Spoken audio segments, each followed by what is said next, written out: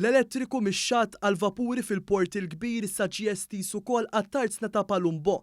Dan hekk kif infrastruttura Malta qed tibdel ir-rotta ta' parti minn netwerk ta' cables ta' voltaġġ għoli taħt l-art li se jwasslu l-elettriku.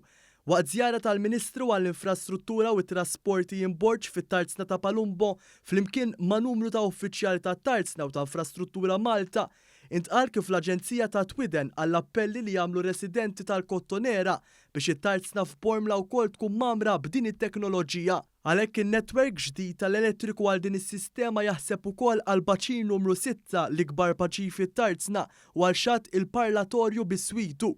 Din l-estensjoni se tkompli żżid il-benefiċċji ambjentali ta' dan l-investiment f'Bormla u lokaltajiet oħra fil-port il-kbir. Dwar dan spjegatilna aktar il-Peri Janice Borġ mit-taqsima marittima fih dan Infrastruttura Malta. Bħala parti mir-rotta għaddejjin ukoll minn ġo Palumbo bil-cables bil-ħsieb ukoll illi fit-tieni fażi tal-proġett inkunu anke nistgħu nagħtu shore supply lil Palumbo biex bekk il-vapuri kbar li jkunu qegħdin sorġuti fil-mollijiet jew fil-baċiri ta' Palumbo ikunu wkoll jistgħu jaqbdu mal-grid nazzjonali u jitfgħu il-magni tagħhom. Hija spjegat ukoll l-andament tax-xogħlijiet li għaddejjin.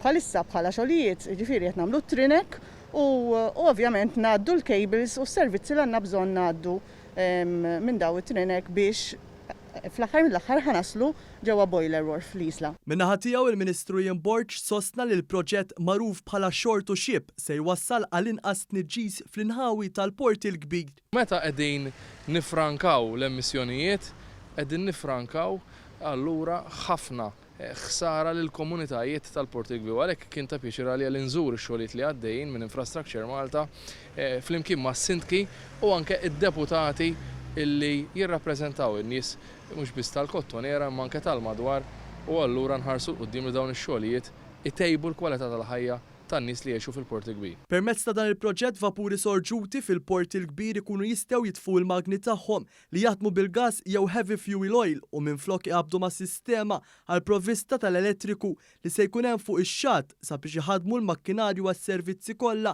li jkun hemm bżonn jipprovdu waqt li jkunu weqfin fil-port. Dan investiment ta' kważi 50 miljun euro, Infrastruttura Malta qed tagħti arja aktar nadifa li 17,000 familja li jgħixu madwar il-Port il-Kbir billi se tnaqqas b'aktar minn 90% it-tniġġis ta' tħaħen ta' dawn il-vapuri. Sissa Infrastruttura Malta lestit 36% mill-infrastruttura ta' dan in-netwerk.